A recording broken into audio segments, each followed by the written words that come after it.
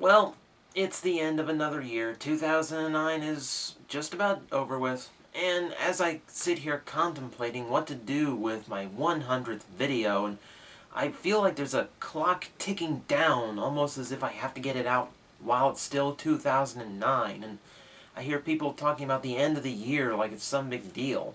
Then I hear people talking about the end of the decade, and I think that's just plain overkill. But that gets me thinking. It's been a solid decade of Transformers. I mean, there's been a pretty good toy line on the shelves for the last 10 years. This whole decade has been pretty good to us. So, when else am I going to have a time to do this? Never again, because 2020 comes around and I ain't doing this crap anymore. No one wants to hear about a 36-year-old guy complaining about Armada Hotshot. So, while we still have the time to do it, let's discuss the decade in what I would like to call the top 10 Transformers of this decade.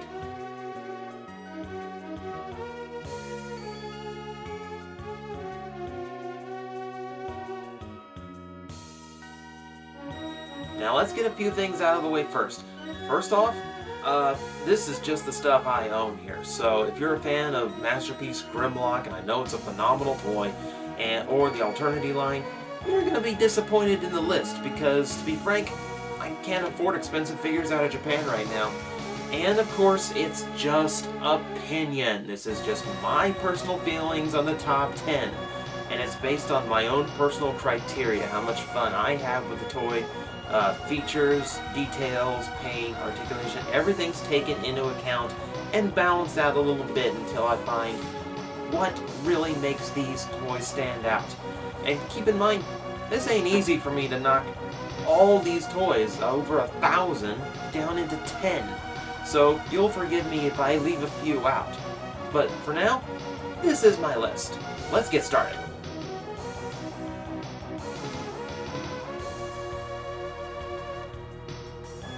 Number 10, Galaxy Force Starscream. Yeah, harp on the limited articulation all you want. It's not gonna bother me. You know why? Everything else this toy does, it does so perfectly. It's the best of the Unicron trilogy Starscream. He's got the swordsmanship, he's got the black and the intricate details, but he has enough of the G1 design to really invoke the original Starscream. That, and it's the war within Starscream. It's awesome. It's absolutely gorgeous in vehicle mode and in robot mode. But what really sets the toy apart from all other Starscreams, it looks powerful. I mean, Starscream's supposed to be this big bad traitor, the second in command of the Decepticons, and for about 5-minute spans at a time, the leader of the Decepticons.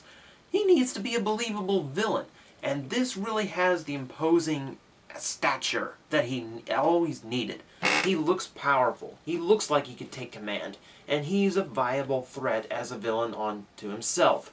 That's why in Cybertron he was the closest a Starscream ever came to actually doing something. That, and despite owning this toy since 2005, I still don't know how his gimmick works.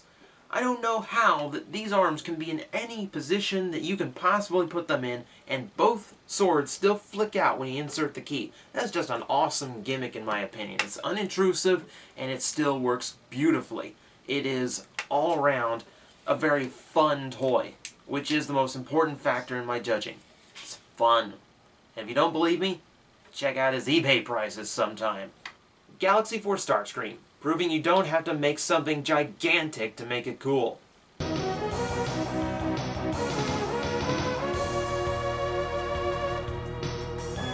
Number 9, Animated Shockwave. For me, animated was a line that really couldn't do any wrong. Okay, except for that one. But otherwise, everything that toy line did was fantastic, and it was hard for me to not put more from that series on here. Ultra Magnus, Lockdown, toys like that also deserve some kind of recognition. But if I'm narrowing it down to just 10 figures from this decade, it has to go to Shockwave. I mean, the sheer engineering that went into this toy is boggling. I mean, you've got two completely different robot modes. with as many details as they could possibly change, redone to separate them out. Then you've got 2 different vehicle modes, which I admit the crane mode's a little bit iffy, but it's Cybertronian, still looks good to me. Everything was just done right. And this is one of the toys where it does so much, I don't mind having the repaint. It's just so freaking cool. And to this day, I think it really represents the best of what animated can do, both in engineering, accuracy, color, character, personality. It's just all around good. And it does so much, it's hard for me to get bored with the toy. And what more do I really need to say? It's Shockwave! It's the first real Shockwave we had in forever! What more do you need than that? Animated Shockwave. More than meets the eye was never truer.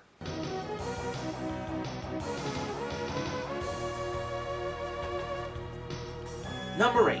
Universe 2 Cyclonus.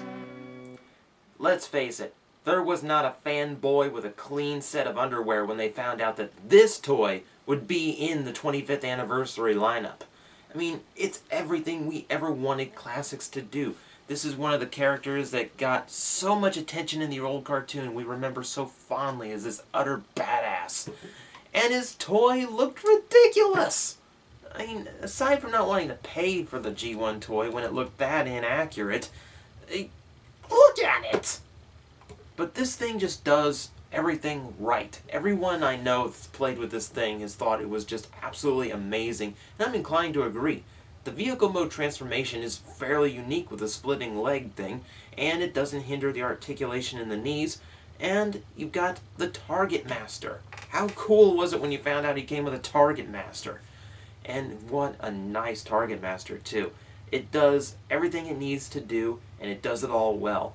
Plus, I really love being able to combine it in the Japanese style, where it replaces Cyclonus' hand.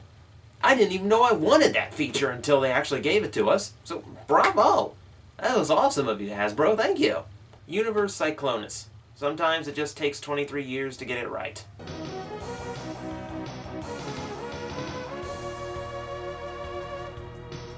Number 7. Classics Skywarp. Now, the much exalted Classic Seeker mold had to be on the list somewhere, and I think it's probably the most solid and well-done deluxe we've had this decade. But which version to go with? Well, the original, I've never seen a deluxe that had this much resale value in such short time. I mean, the price on this one is astronomical these days. But I think they went a little too haywire with the color scheme, like they felt some need to make it far more colorful than Starscream already was, so he's out.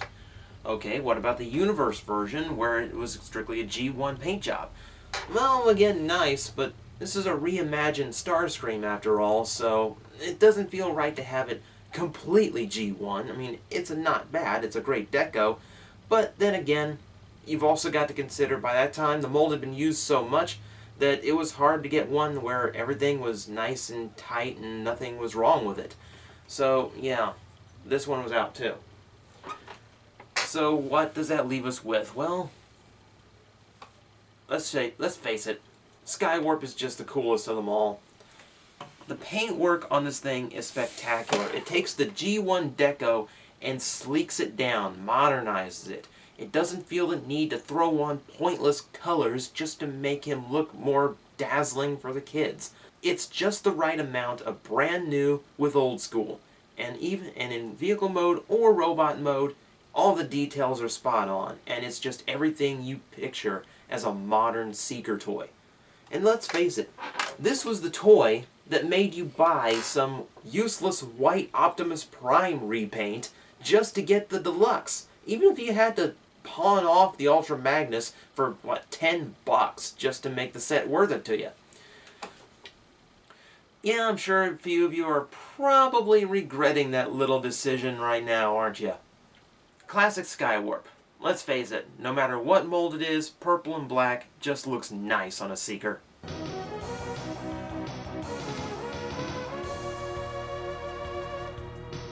Number 6. Revenge of the Fallen Optimus Prime. Now, naturally, Optimus Prime gets the lion's share of good toys, so naturally, a few of them are going to be on the list. So this is the first one to make an appearance, and, if I do say so myself, really brilliant way of getting it started.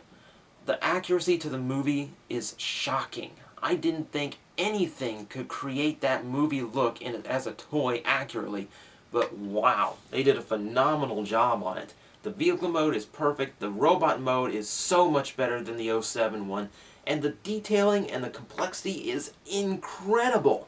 Yeah, it might be a little pain to transform the first time, but once you figure it out, it's not a big deal at all, really.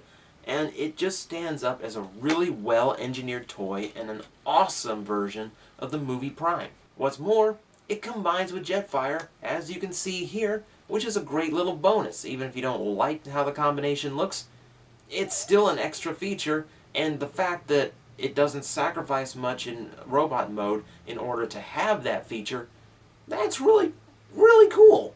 I mean, how many combinations do you know that were completely ruined because they just felt the need to combine them? Yes, look over at the Energon shelf if you want to know how that works out. Revenge of the Fallen Prime. He's on the list, so he won't rip my face off later.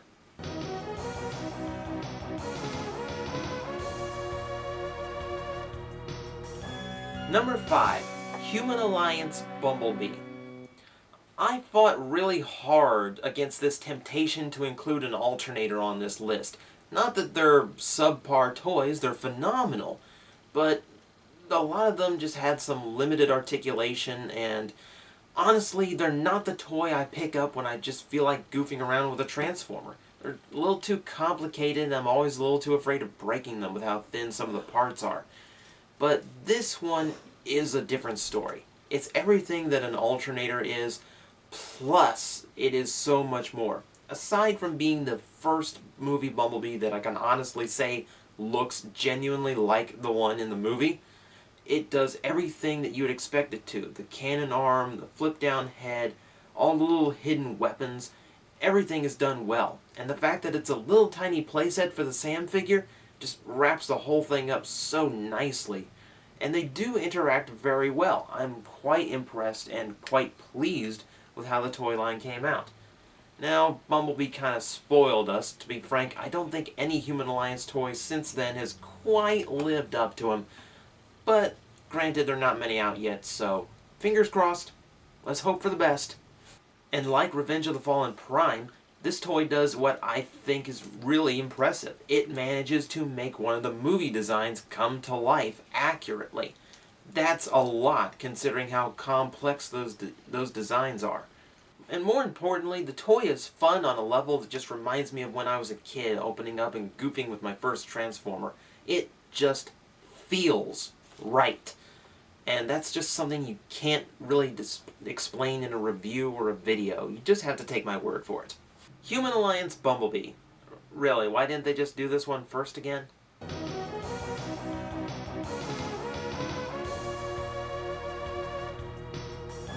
Number 4. Cybertron Primus. This one kind of falls into a very rare territory of the toy that you never thought you really wanted, but when it was given to you, you realized how much you wanted it. I mean, come on, how cool is it? Cybertron is a toy itself, at long last.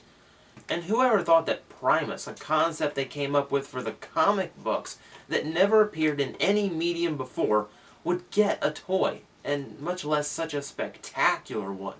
So many tiny little gimmicks, so much articulation, and oh my god, the detail level on this thing. There isn't anything on here with plain, boring details.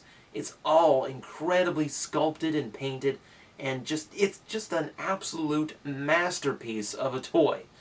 I even like the unlocking gimmick to transform him. It's kind of like a souped-up cyber key, except on mammoth proportions, of course. Just ignored what they call the battleship mode. I think every time they come up with one of those, you just kind of figure, we weren't trying that day and we had some space left on the instructions. Cybertron Primus. Thank God they decided to release it.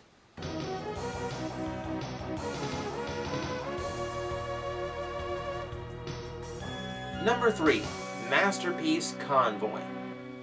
This is a gorgeous toy. I mean, this is, oh my god. This was the 20th anniversary figure, and wow. For 20 years build up, they did not disappoint. The accuracy to the cartoon is amazing. And the fact they could get it all into a G1 accurate truck mode is just baffling. I have no idea how they figured out how to do it. Plus, all the little gimmicks, the matrix, the moving mouth, all the different accessories, the panels in the legs, the hydraulics in the arms. There's just so much the toy does so well. I mean, it's honestly one of the best, obviously it's one of the best Transformers of all time, if it's on this list.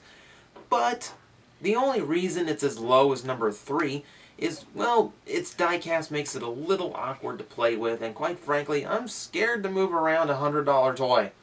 I can't replace this thing, no way. I'd never be able to pay for it. So, it is great to have. It is an amazing toy. And once you've played with all the features, you put it away on a shelf and never touch it again in fear of it crumbling to dust in your hands. And I guess if you have the perfect edition, okay, bonus points. But you know what? You're still paying twice as much just to get a big, great box. So I kind of like how well-rounded the original one is instead. And don't pawn off that US release. I see those chopped smokestacks and inaccurate paint jobs. Masterpiece Convoy. Simply a masterpiece.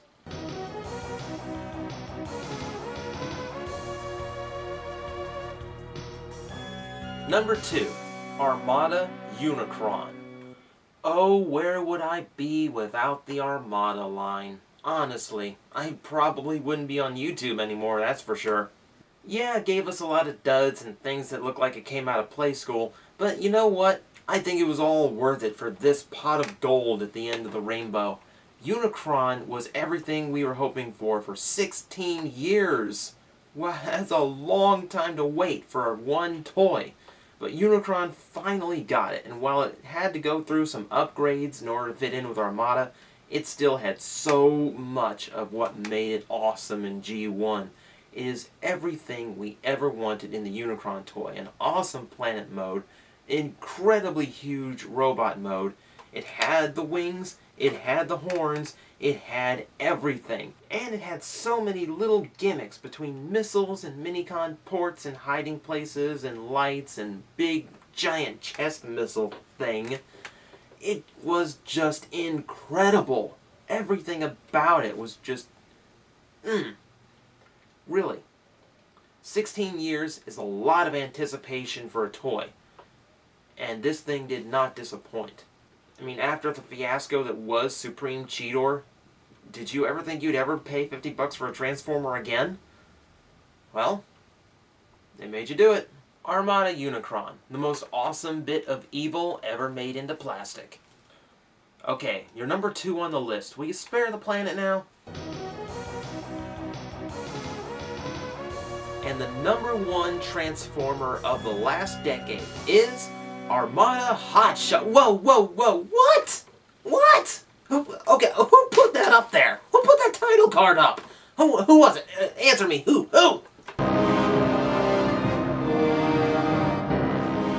Well, I guess it deserves some mention. I mean, where would I be without Armada Hotshot? Honestly. Okay, let's get on with it.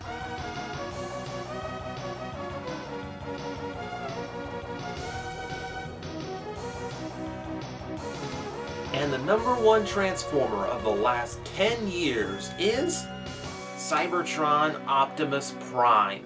There's just so much that this toy does right.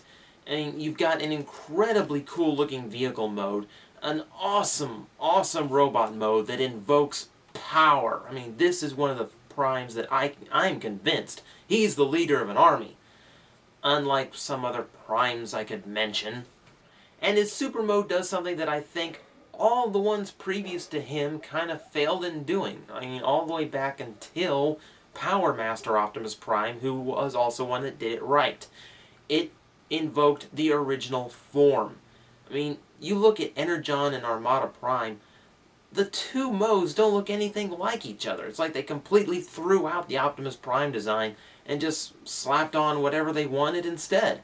If Optimus Prime's going to go to a super mode, I still want to see Optimus Prime. I don't want him completely covered up. And this one does just that. It gives Prime a huge wing pack, massive, massive cannons, and the one thing you can't dispute on a classic super mode, super booties. You cannot go wrong with super booties.